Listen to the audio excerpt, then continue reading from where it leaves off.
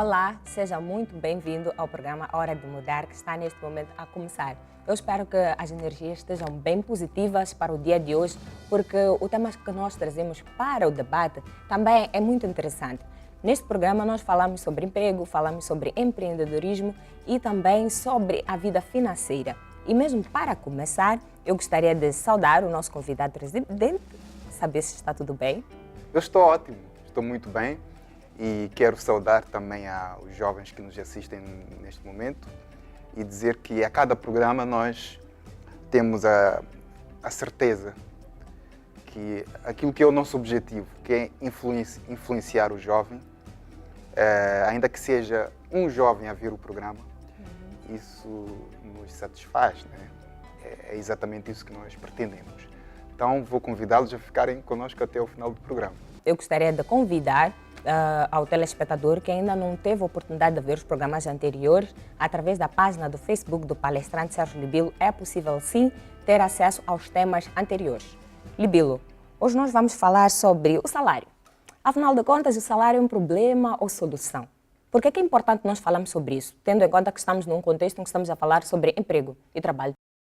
Pois é, nós temos o hábito sempre de trazer aqui assuntos ou temas, uma abordagem que, na verdade, constitui-se um pretexto para falar do que mais importa.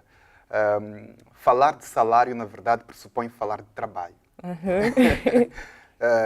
É claro que muitos jovens não estão satisfeitos com o que ganham, né?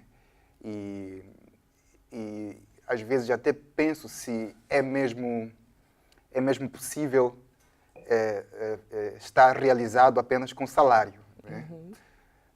Então, este tema é um pretexto para falarmos daquilo que mais importa, para vermos se conseguimos alguma realização que não esteja apenas focada nesta questão do salário, mas que outras componentes possam fazer parte dessa realização. Nós vamos voltar para si, porque é preciso nós entendermos se de fato o trabalho que está a ser feito, já estamos no nosso 5º programa por aí, e temos falado sobre temas que de algum momento, de alguma forma, quis dizer, eles mudam a visão. E gostaria que o Libilo pudesse partilhar qual é o feedback que está a receber. Claro, depois do Vox Pop nós vamos conferir neste momento, eu quero convidar a si também para ficar atento. Até já. O salário, na verdade, nunca se gosta. Gosto porque é o que mereço, né? Mas eu gostaria de ter mais. Não estou satisfeito. Tenho que gostar. Por mais que eu não goste, né? Mas pelo menos dá. Não é como ficar em casa. Ajuda-me um pouco, mas não gosto porque não é aquilo que tinha que receber. O que me importa é que tenha um salário. Tinha que ganhar mais ou menos mais 75% daquilo que eu ganho. Para mim, uns 8. Se aquilo que me der for de acordo com o que eu preciso, para mim já dá. 150 mil meticais está bom. Para começar, né? Uns 15 mil para mim está bom. Eu até posso dizer que posso quiser 100 mil meticais. 100 mil meticais de alguma forma pode não valer nada, vou querer mais. Gosto do que ganho, mas gosto mais do que aprendo. Como eu...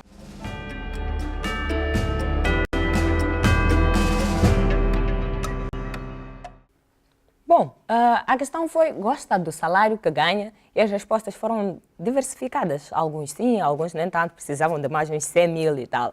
Mas como é que funciona esta coisa de gostar ou não do salário? É um bocadinho complexo. Veja que alguns ficariam satisfeitos com 15 mil, sim, mas outros com 100. Né? Então... De que depende essa variação? Pois é, por isso que nós estamos a trazer aqui um tema que vamos acabar por falar de outros aspectos que, juntando a esta questão do salário, é que nos trazem a realização pessoal.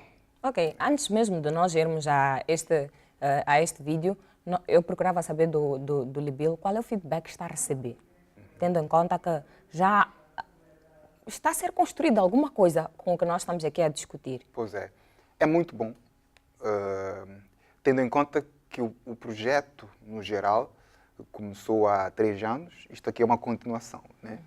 Então, na verdade, vejo jovens que dizem já era sem tempo, né? Alguns alegram-se porque nas províncias nós não conseguíamos chegar lá através de palestras. Agora já não precisamos ir fisicamente, né? Pela tela da TVM, conseguimos fazer palestras todos os domingos às 11. Então, tem sido positivo e a expectativa da nossa parte é mesmo de continuarmos a influenciar de uma forma um pouco mais abrangente. Não somente jovens de Maputo, mas de todas as províncias. Ok. Tendo em conta que nós também estamos sempre a falar sobre emprego, sobre trabalho, sobre empreendedorismo, mas é importante nós elucidarmos o telespectador que está lá em casa, sob o seu ponto de vista, claro. Afinal, o que é o emprego? Eu sinto que às vezes nós confundimos emprego com trabalho. Pois é. Olha, Cídia, eu considero o emprego como mais um negócio, mais uma forma de negociar. Mas negócio não é negócio, emprego não é emprego. Negócio é uma transação, é uma troca. Ok. Ok? O que eu troco no emprego? Na minha opinião, eu troco o meu tempo. Ok? O que eu quero dizer com isso? Que o salário, o trabalho, não é possível de se fazer uma troca através do trabalho. Porque o trabalho, como eu sempre digo, nos representa. Se eu fizer uma troca do trabalho, o que vai acontecer é que vou trocar sempre na medida em que sou pago. Isso é mau, porque se alguém me paga mal, vou trabalhar também mal. Entende? Então, o trabalho é inegociável. E considero o emprego como uma troca de tempo. Ok. Né? O meu tempo, eu disponibilizo o meu tempo e alguém me paga por isso. Falando em tempo, eu gostaria de entender, afinal, por que os empregadores pagam salários? Mas essa não é uma questão que o Libilo vai responder agora. Vamos conferir um vídeo e voltamos já. É o direito. Tem que pagar. Alguém presta um serviço, tem direito de receber algo, como remuneração.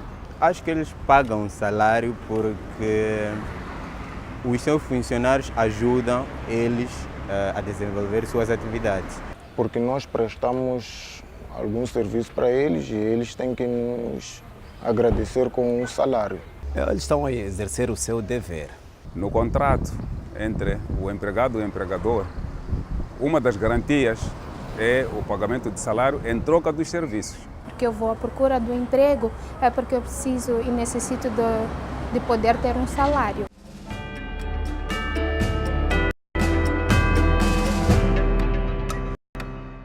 Bem, nós já falamos sobre emprego, mas algo que também está diretamente ligado ao emprego é o salário. O que é o salário neste contexto? Pois é, mas antes de falar do salário, deixa-me dizer mais uma vez sobre o emprego. Sim. Para além de ser mais um negócio, na minha opinião, de troca de... Em que há troca de tempo. Dinheiro. Tempo, salário.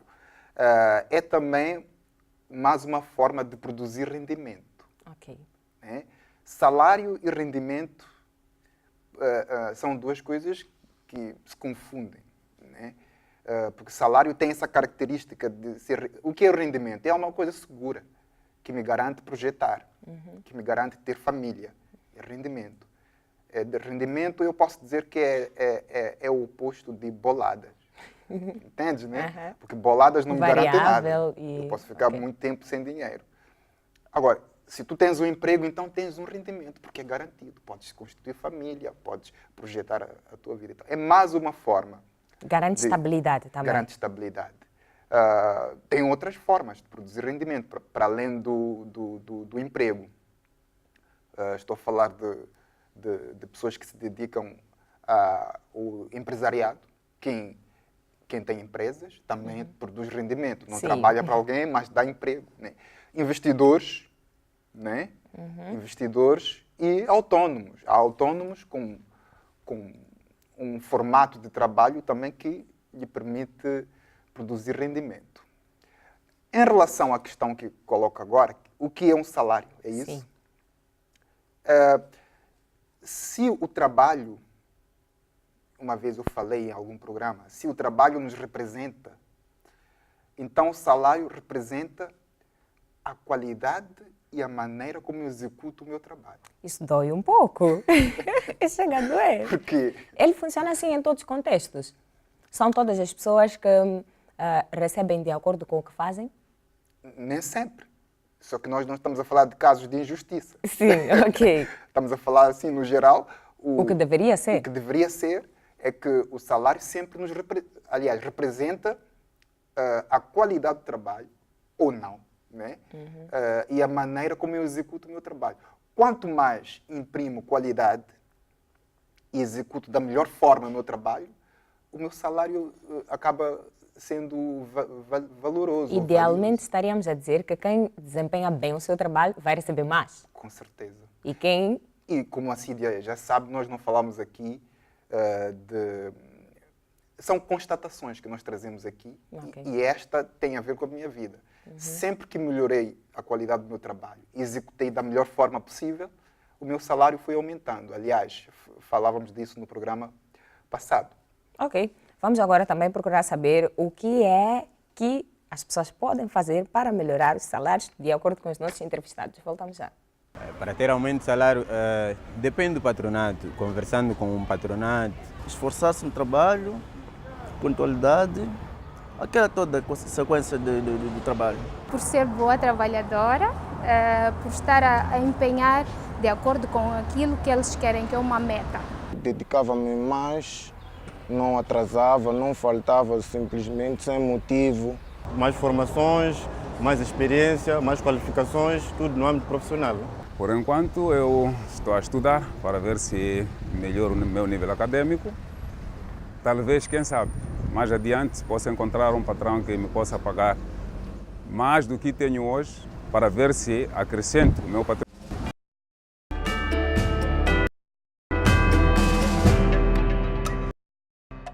E pronto, acabamos de conferir também algumas respostas que eu acho interessantes, porque já demonstram um certo nível de entendimento dos jovens sobre o que devem fazer para melhorar o seu salário. Mas o que nós podemos aconselhar àquele jovem que ainda está a ganhar mal, que gostaria de ganhar mais? Ok, antes de tudo vamos nos organizar. Ok. Quem trabalha no privado, quem trabalha no Estado. Não é a mesma coisa, não é? Não, definitivamente. Quem trabalha no privado tem mais liberdade de conseguir maneiras originais de ter um aumento salarial, de ser valorizado. Mas quem trabalha no Estado já não, né? Há ali um formato já estabelecido. O que é que eu quero dizer com isto? Quem trabalha no privado simplesmente precisa ser uma pessoa imprescindível. Eu sempre digo isto. Né? O que é uma pessoa imprescindível? É uma só para pessoa insubstituível, entre aspas. Ok. É uma pessoa que cai na graça dos empregadores. É uma pessoa que, de facto, está ali para contribuir, está ali para produzir. Né? E há outros valores, para além da produção em si, que faz com que o salário aumente, de facto. A postura da própria pessoa. Quem é essa pessoa? Ser respeitosa, se rouba ou não na empresa. Parece que não, mas esses detalhes fazem diferença, né? São importantes. E todo mundo quer pessoas de confiança ao seu lado. Pessoas de confiança, é aí onde eu queria chegar. Tem que transmitir essa confiança nos empregadores. E coisas semelhantes a estas fazem com que o trabalhador, se estabeleça. Ganhe terreno, digamos assim, e o salário é consequência de ser valorizado, como eu sempre digo. No Estado já não. No Estado, para além dessas componentes todas que são importantes, tem a questão do nível acadêmico. Né? Tem a progressão de carreira. Que obedece critérios. Que obedece critérios. E a pessoa tem que se sujeitar, ela está no Estado. Mas eu quero falar de uma terceira componente que eu acredito que seja importante, se calhar para uns que nem estão no Estado, nem estão no privado, sei lá. Quem quiser ter um bom salário tem que mudar de nível. O que é que significa mudar de nível? Vou dar um exemplo. Eu sou auxiliar de pedreiro. Para mudar de salário tem que ser pedreiro. Ok. E isso funciona em outras profissões, né? Claro, eu tenho que querer subir de nível, entre aspas. Né? Eu tenho que querer aumentar as minhas habilidades. Eu tenho que querer outros nomes. Ok. Né? Aí sim, o salário vai subir. Ok. Esta é a dica que eu dou. Agora, esta última dica que eu estou a dar parece simples, mudar de nível, porque quando digo mudar de nível, às vezes é trocar do emprego e ir para o outro. Né? E torna-se difícil para muitos largarem o osso para comer um bife. Então vai continuar naquele salário. Por que torna-se difícil? Porque entre o osso e o bife há um momento ali em que não tens nem o osso nem o bife. Ok. Né? Isso é assustador para muita gente. Mas é o caminho. Né? É o caminho. Os níveis mais altos, né, são bastante turbulentos. Então as pessoas... Exigem mais de nós, exigem mais obviamente. De nós. Estão turbulentos, mas é lá onde nós conseguimos os melhores salários. Então, às vezes, o caminho é este, Cídia. Ok. E eu ia perguntar ao Libil, vamos lá supor que o Libil está trabalhando numa organização em que sente que até o seu patrão, né, gosta do trabalho que faz, mas não lhe paga um bom salário. Entretanto, tem outras formas, né, de fazer com que o Libil se sinta à vontade, que é lhe dando mais confiança, lhe dando mais trabalho. O salário é a única forma de valorização? Não, até porque, na minha opinião, é a última parte do processo. Okay. Né? Quando tudo já está acautelado, aí o salário vem como uma cereja no topo do bolo. Eu só fiz essa pergunta mesmo só para chegar à pergunta que eu quero fazer. Foi uma pergunta oportuna. Foi muito bom, porque é para esclarecer. Sim. Né? Que vem o respeito, vem a confiança, vem o trabalho, vem a produção, né? Vem uma série de valores para depois, no fim, aparecer o salário. É possível trabalhar num lugar onde nós não nos sentimos valorizados? É possível. Mas como? Eu explico como. É verdade que questões emocionais estão muito ligadas à nossa postura no trabalho. Sim. Né? Se eu não sou valorizado, com certeza terei algum sentimento em isso relação mexe conosco como pessoas. Conosco. Entretanto, Cídia, fazer o trabalho como deve ser não tem nada a ver com emoção, e sim com uma simples decisão de fazer. Okay. É aí onde marca-se a diferença entre uns e outros. Enquanto uns vão trabalhar por emoção, outros vão trabalhar por decisão. O que o Libil está aqui a sugerir? O que seria trabalhar por emoção? Quando eu, por exemplo, levo comigo os problemas de casa para o trabalho, entende? E às vezes isso é de forma inconsciente. Uhum. Sabe, aquela pessoa que atende mal os clientes... Porque teve uma briga em casa...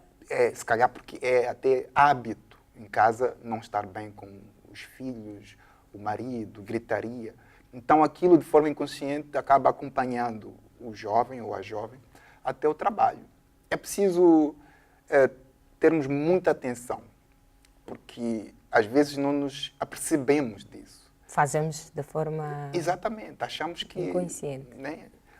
Mas é preciso, como é que eu costumo dizer, maquinarmos, não pensarmos simplesmente. Maquinar é ter noção de que eu penso. Mas isso parece fácil, mas olhando para a prática, é possível ter problema em casa, chegar no local de trabalho e trabalhar como se nada tivesse acontecido? Claro, porque são dois contextos diferentes, Cídia. Então o que é que nós temos que fazer? Na porta de trabalho temos que esquecer tudo? Claro! Não há uma fórmula mágica. Como eu falei, trabalhar bem é uma decisão, não tem nada a ver com a emoção. É entender que as outras pessoas que estão ali não têm nada a ver, por exemplo, com os problemas que... Cada ser humano é um poço de problemas. Cídia, não há ninguém neste mundo que não tenha problemas. Eu tenho problemas. Quer trocar comigo? Não. Eu acho que estou bem com os meus. Então, mas eu não vou chegar no trabalho e transparecer isso. E atender mal aos clientes, ter uma relação não muito boa com os colegas, com o empregador, né? Mas, como eu falei, às vezes acontece de forma inconsciente. Então, já estamos a avisar. É preciso sentar e refletir. Eu não preciso ser essa pessoa que eu sou na minha casa. Né? Eu não preciso ser essa pessoa que é maltratada e quero descarregar nos outros, nas outras né? pessoas. Não preciso ser essa pessoa frustrada no trabalho. Por quê?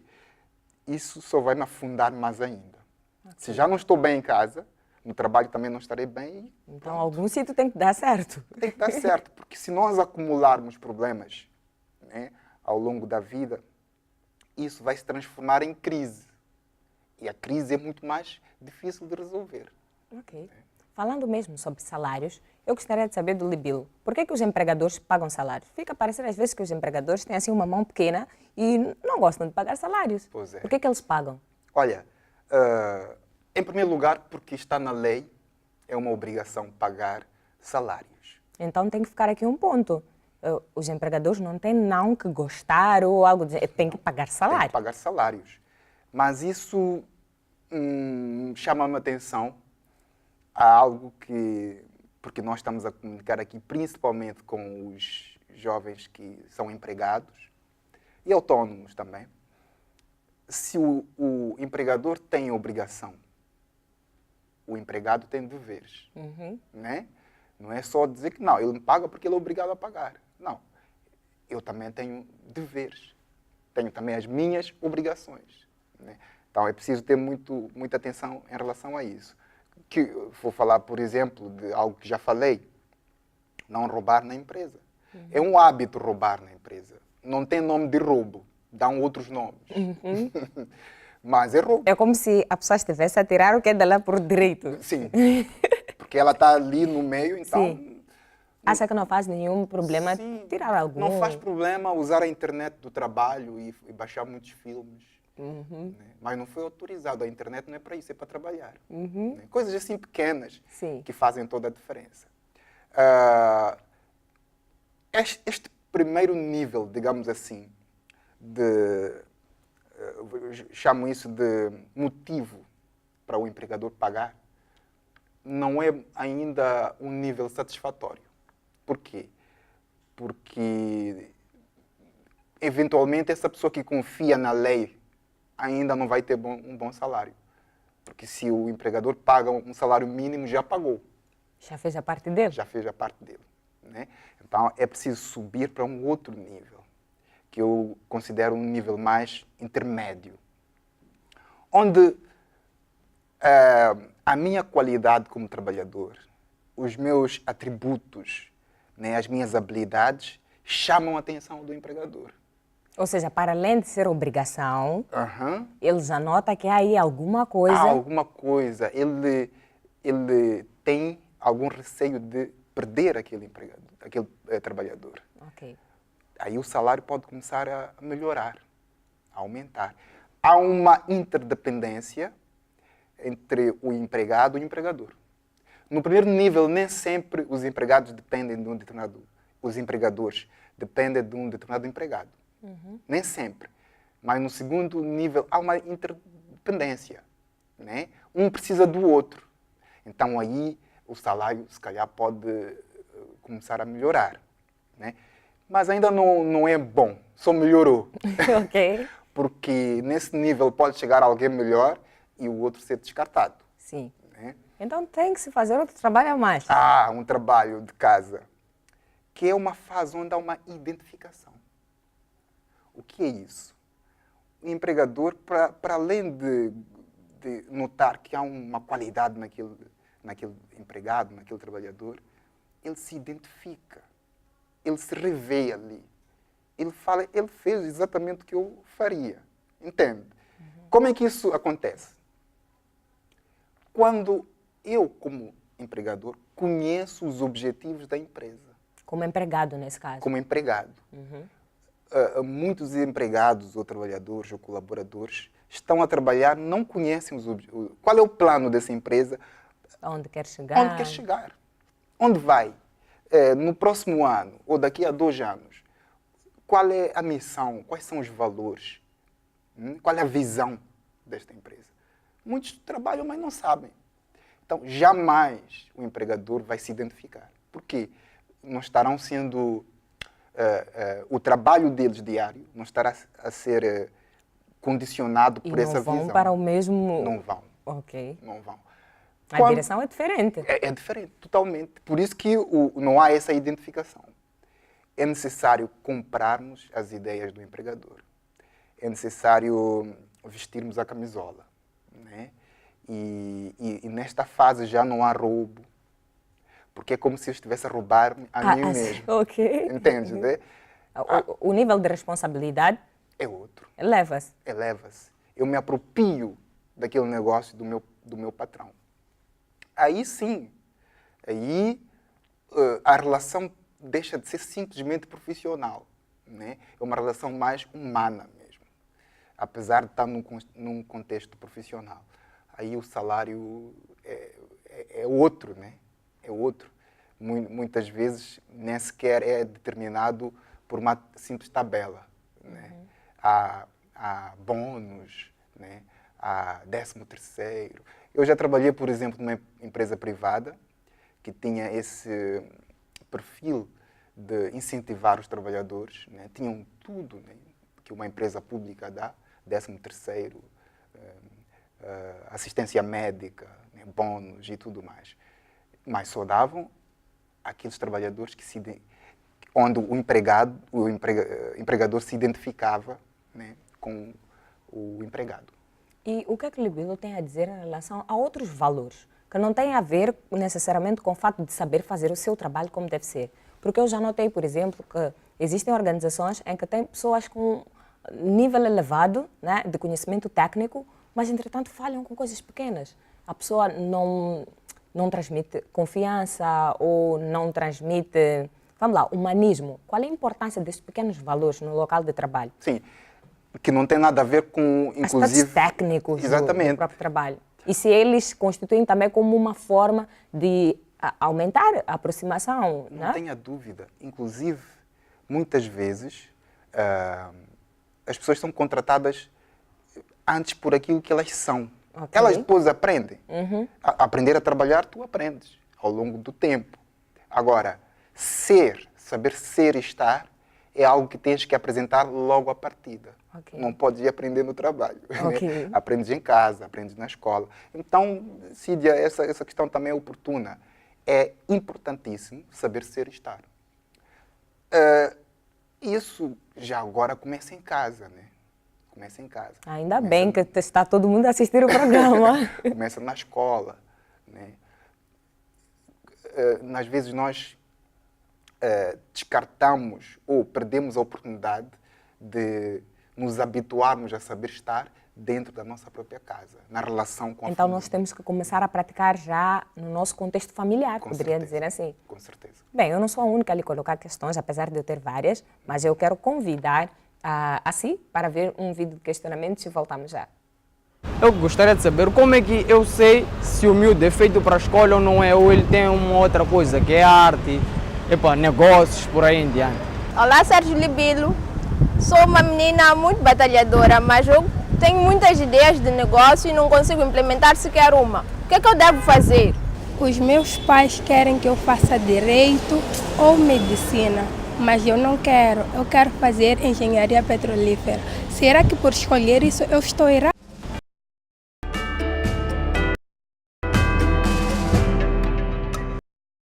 Voltamos para responder às questões e eu quero recordar a si, se tiver alguma ideia, opinião ou outras perguntas, que pode fazê-las através da página do palestrante Sérgio Libilo no Facebook. É só colocar um like que já estaremos entrincheirados, como o palestrante gosta de dizer. Vamos diretamente para a primeira questão. Como é que nós podemos saber se alguém tem, vamos lá, se tem alguma inclinação para a escola ou para as artes? Eu acho que essa pergunta faz muito sentido, porque às vezes os pais até querem ajudar, mas não sabem como. Cídia, deixa-me só esclarecer uma coisa, né, que nunca tinha dito nos programas que já passaram. Eu realmente ando um pouco, digamos, alguma coisa que não me deixa bem em relação a essa questão da escola, porque os miúdos são mesmo obrigados a fazer. Sim, não é opcional, não. Mas em relação à questão do telespectador, do jovem telespectador, tenho uma outra visão. Dizer que a escola é para todos. Não há essa coisa de uns não são para a escola, outros não são. A escola não são paredes. Okay? A escola é conhecimento. Formação. É formação. E mesmo a arte, neste caso, ela pode estar na escola, entre quatro paredes também. Eu noto que às vezes nós, bom, eu não sei se é uma falha ou não, há quem tem até algum certo talento para cantar, para dançar, etc. Mas não procura uma escola superior, não procura, porque sempre temos aquela concepção de que só a arte, pela sua natureza, já é suficiente. Então, o que o Libelo está a sugerir é que, independentemente de, nós sempre vamos ter que procurar formação. Claro, e mesmo na escola, literalmente. Porque lá existe arte. Não é porque quero ser músico que não preciso ir à escola. Vai aprender na escola. Vai ter um diploma no fim do curso. Vai ser doutor em música. Né? Então, nada de ficarem distraídos. Okay. Por exemplo, se eu não fui à escola, eu costumo dizer que estudei até a 9ª classe, porque procurei e, na época, não tinha formação em cinema e televisão. Mas continuou a pesquisar. Continuei a pesquisar fora. Eu sou autodidata. Né? Então, escola é sempre importante. Não há essa coisa de alguns são para a escola, outros não são. Todos são para a escola. Todos são para o conhecimento. Né? O que, se calhar, eu posso sugerir é uma orientação vocacional. Sim. Que não se faz muito em Moçambique, mas é necessário, porque muitos jovens já andam mesmo perdidos. Com técnicos, né? Especialistas nessa área. Né? É o que eu posso sugerir.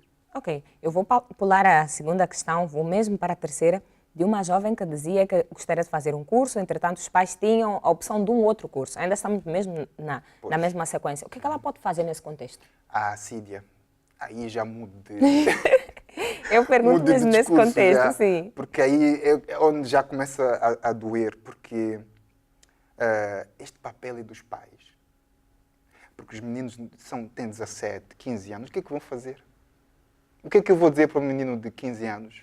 Desobedeça o teu pai. Claro que não. Esse papel é dos pais. Okay. De não afligir os miúdos. Só isso que posso dizer. Então a sugestão para os pais que estão neste momento lá em casa é deixar os filhos fazerem o curso que gostarem. Mas eu sinto que, ao mesmo tempo, nós como jovens temos de fato a liberdade de podermos escolher o melhor curso que queremos fazer, mas não pesquisamos sobre o curso. Por exemplo, nós só chegamos e dizemos que queremos fazer contabilidade. Entretanto, não conhecemos as saídas profissionais, ou na sua maioria, existem hoje em dia cursos novos. Vamos lá, supor que o Libelo chegasse e dissesse para o seu pai que quer fazer cinema. Se o seu pai não tivesse escutado algum lugar sobre a existência deste curso, ou de alguém que se formou em cinema, provavelmente iria contestar. Mas não seria o caso se o Libelo trouxesse, por exemplo, as saídas profissionais. Não, se eu fizer esta formação, eu posso conseguir esta e aquela vantagem, eu posso conseguir ter este e aquele enquadramento. Isso faz sentido ou não? Cídia, os jovens, pela idade, não têm maturidade suficiente para saber se é exatamente isso ou não. Por isso que eu falava que o papel é mais dos pais.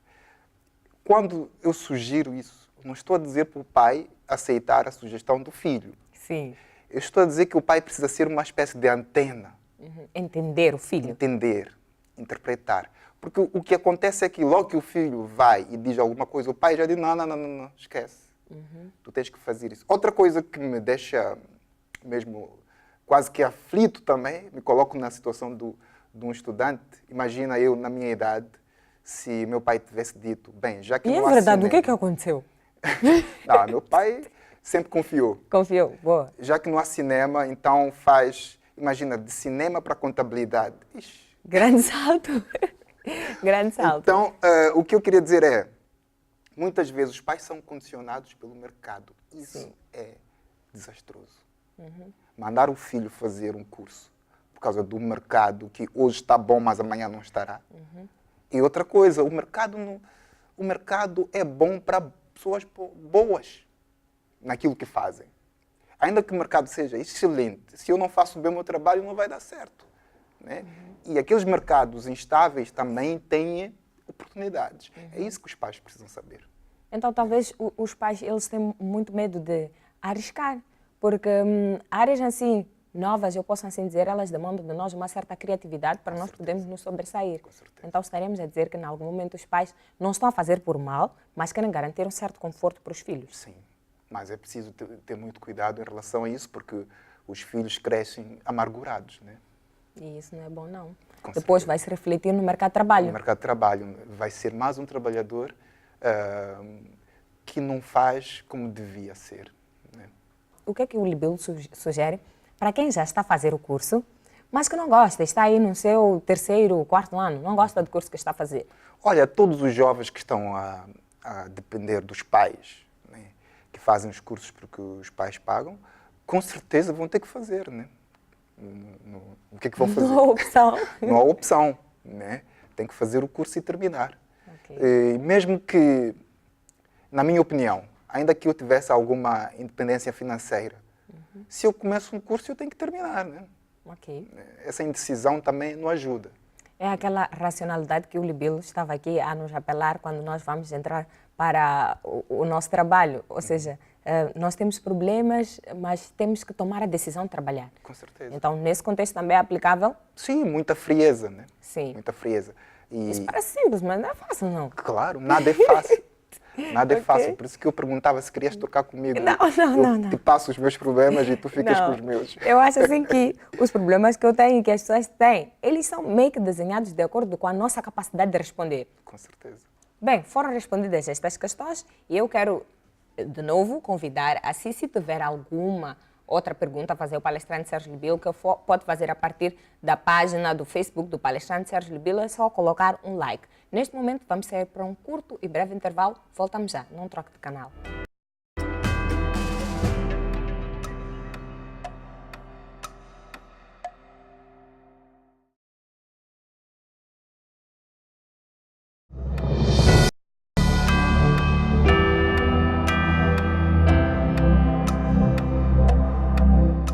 Estamos de volta para a segunda e última parte do nosso programa e eu espero que esteja a gostar. Se tiver alguma opinião a acrescentar em relação ao tema que está a ser discutido hoje, que é sobre salário, se na verdade é um problema ou solução, por favor, use a página do palestrante Sérgio Libilo para poder fazer chegar a nós. Vamos conferir um vídeo que nós consideramos, na verdade, um caso de sucesso e voltamos já. Eu sou uma pessoa que só tenho 9ª classe. Fiz 9ª classe, saí daqui por motivo de doença, saí para o estrangeiro. Mas quando cheguei lá, tive uma formação com brasileiro, conforme eu disse. Eles me formaram em culinária. Uns 2 anos foram de formação, 1 ano e meio foi de serviço com eles.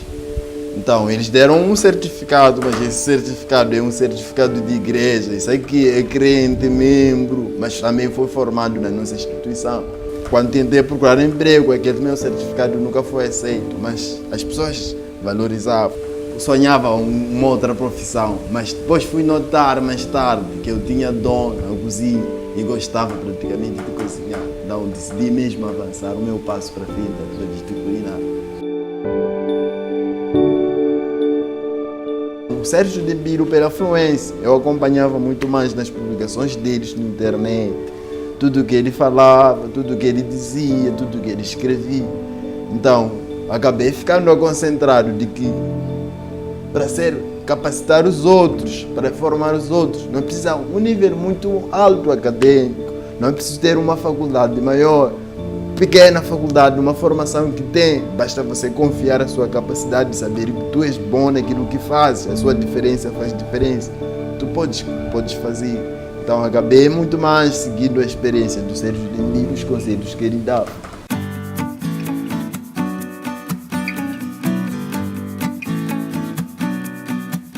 Meu primeiro ponto de partida quando criei conta própria foi na escola secundária do Mupuquá. Eu geri um centro social durante 4 anos. Então, este novo posto estou aqui já há uns 6 meses.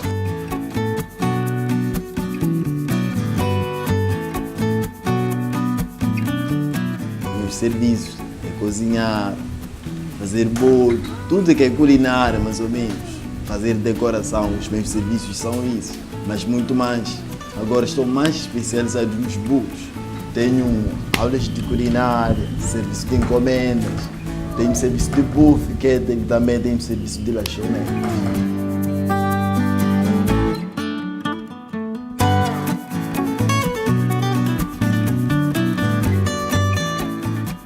Publicações do Sérgio Libilo que me marcou, tem um tema que ele falava de que na vida as pessoas gostam de seguir o que é determinado. Por exemplo, dizem que quem não estuda, a vida dele nunca vai ser melhor, porque não estudou.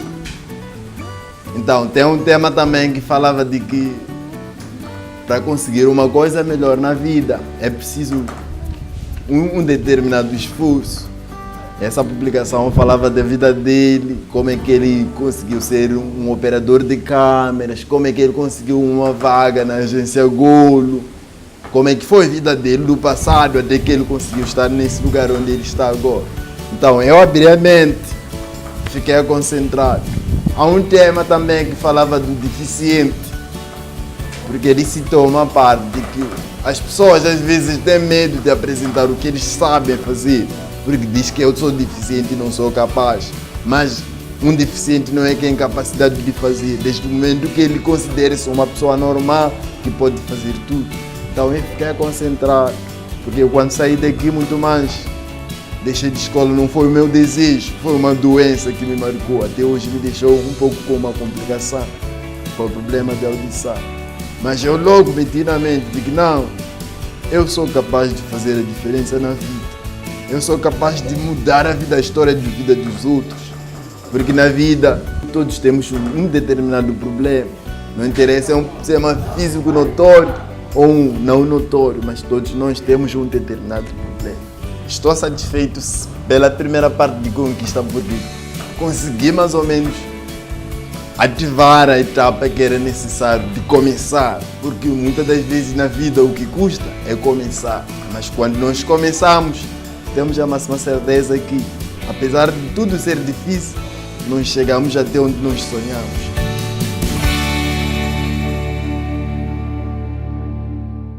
Bem, voltamos depois de conferir esta história que é inspiradora.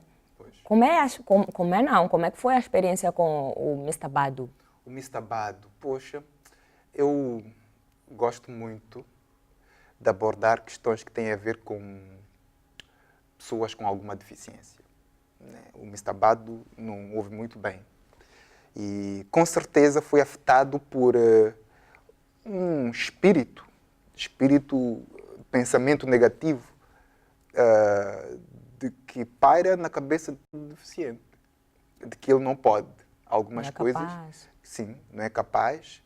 Então, para além de ser uma limitação que é meramente física, ela desenvolve outra, né? Que não devia, né? Porque nós só precisamos sermos sãos, né? Em termos mentais, que tudo é possível.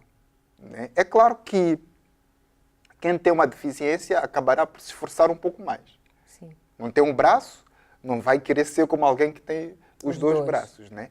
Mas é só se esforçar um pouco mais. Né? E também procurar adequar. Então, é mesmo algo que me deixa satisfeito quando noto que esse bloqueio mental nas pessoas com alguma deficiência é dissipado. E como é que ele chegou até si? Através do Facebook, né? Através da página.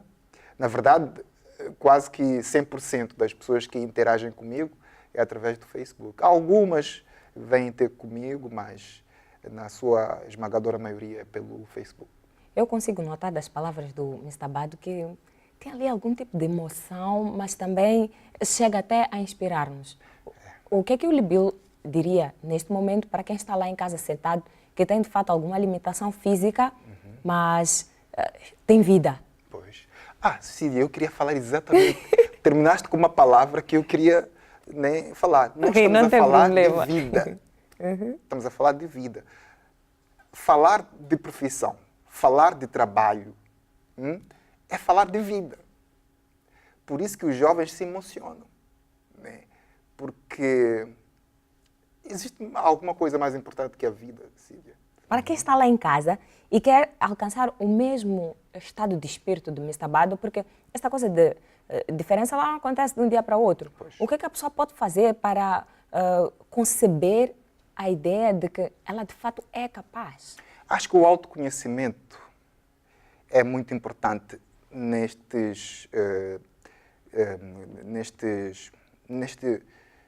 momento da vida, digamos assim. Alguns já nascem deficientes, outros adquirem, né? Não sei se é assim que posso falar, ao longo da vida.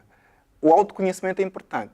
O que eu acabei de falar, também vou insistir no que eu acabei de falar, que nós somos seres espirituais. Uhum. Né? Claro, tem a questão emocional, né? Que confronta-se, e isso já é suficiente para não privilegiarmos a aparência. É suficiente para sabermos que estamos no mesmo ponto de partida. Estou a falar agora como a Cídia pediu, estou a falar com quem é deficiente. Uhum. Todos nós estamos no mesmo ponto de partida. Ok. A dificuldade não está exatamente na deficiência. Ok. Onde está? Está no esforço. Uhum. É necessário que essa pessoa não seja tratada como deficiente, em primeiro Ok. lugar. Né? Tem que ser tratada como um ser humano, normal. Uhum. Né? E é claro que há situações em que ela tem que ser privilegiada por uma questão de boa educação. Sim. E não por ela ser deficiente. Uhum. Porque eu sou uma pessoa bem educada, sei que ela está descompensada. Porque ela anda de muleta, eu, na bicha, coloco ela à frente. Uhum. Né? Mas não estou a fazer isso porque ela é deficiente. Estou a fazer isso porque eu aprendi que tem que ser assim. Sensatez também, claro, né? Com certeza. Mas eu, como palestrante motivacional, gosto da ideia dos deficientes não serem tratados como deficientes. Porque isso já traz Com aquele sentido de bloqueio. pena. Exatamente. E deixa só frisar que nós pulamos uma questão no bloco anterior que vamos recuperar agora. A questão era de alguém que tem muitas ideias e que não consegue implementar nenhuma. Pois é. E quer saber o que é que pode fazer? Bem, é bom ter muitas ideias, né? Há quem não tenha... Então isso não é problema. Logo a partida não é. Não. Ter muitas ideias. Eu mesmo tenho muitas ideias. Uhum. Né? Pulam como pipoca. Entretanto, é necessário pegar em uma, né? E começar a projetar. O que é que eu quero dizer com isso? Isso vai ser quase que uma repetição do segundo programa, se a memória não me falha. Uma ideia sem uma organização ainda não funciona. E essa É só uma ideia. É só uma ideia. E essa organização é um projeto. Quando a moça diz que tem uma ideia, mas não consegue avançar com nenhuma, na verdade, ela não tem que querer avançar logo à partida. Tem que preocupar-se em criar um projeto para aquela ideia. Mas se são várias, como é que Não, a pessoa... escolhe uma. Tem que escolher uma. Com E como é que certeza. funciona esse processo de escolher uma ideia dentre as várias ideias? Bem, eu vou dizer, vou dar duas opções. Ok. A primeira, pega aquela que te apaixona, aquela que mexe contigo. E se essa que mexe comigo parecerá mais difícil? Não interessa, não interessa. Mas se te apaixona, veja que tudo que nos apaixona, apesar de difícil, nos diverte. Ok. Né? Isso já é bom. Agora, é possível que ela diga, não tenho nenhuma que me apaixona. Sinto o mesmo sentimento por todas elas. Oh. Alguma apatia às vezes, ou estou apaixonado por todas. Então fecha os olhos e diga lamdica, dica, lamdica. Escolhe o que e acabou. Coincidir. Pronto. E cria esse projeto que eu estava aqui a dizer. Quando é que começa? Quando é que termina? Vai ter quantas fases? Como é que será executado? Qual é o objetivo? Quem vai alcançar? Quanto é que custa? São algumas coisas que nós já Essas falamos. são as questões básicas que não podem faltar num projeto. Exatamente. Porque às vezes nós temos a concepção, embora já tenhamos falado nos programas anteriores, que um projeto é aquela coisa muito difícil. Então, o Libilo está aqui a sugerir que é só responder algumas perguntas básicas. E depois... Aí é possível... na verdade, ao criares um projeto, que é uma organização da tua ideia, estás a viabilizar, estás a abrir o caminho. Já é o primeiro passo. É uma luz, sim, com certeza. E se essa ideia não der certo? Se não der certo, vai ter que fazer de outra forma, com certeza. Eu não sei se é possível, sei lá, se é possível avançar com alguma coisa e não dar certo. Não é possível. Não sei. Se a gente fizer tudo direitinho, dá certo, Cília. Só se pecarmos em algum ponto.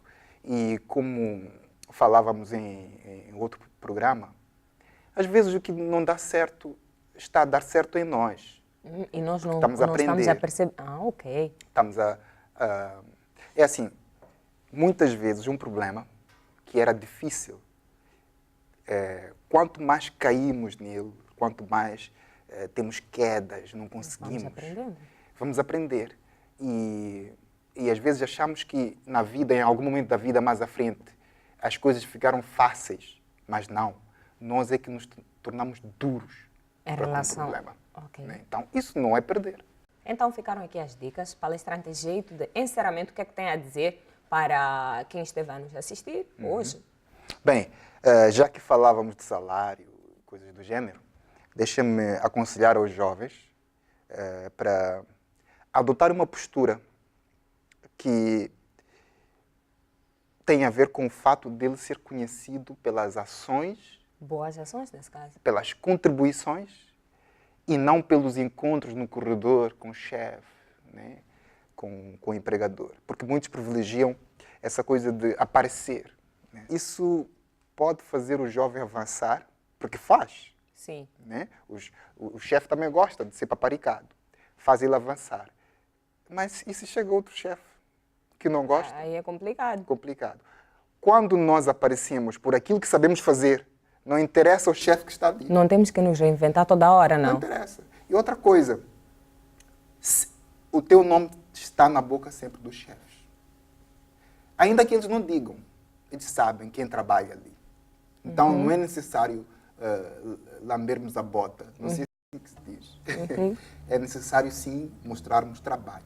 E assim ficaram as dicas do palestrante Sérgio Libilo. Já sabe que se tiver alguma questão ou ideia que queira acrescentar, pode usar a página do Facebook do palestrante Sérgio Libilo, que automaticamente estará entrincheirado. Quero despedir-me e recordar que próximo domingo, à mesma hora, nós temos um compromisso marcado. Vamos trazer, claro, como sempre, uma nova proposta de tema para juntos fazermos a hora de mudar. Até lá!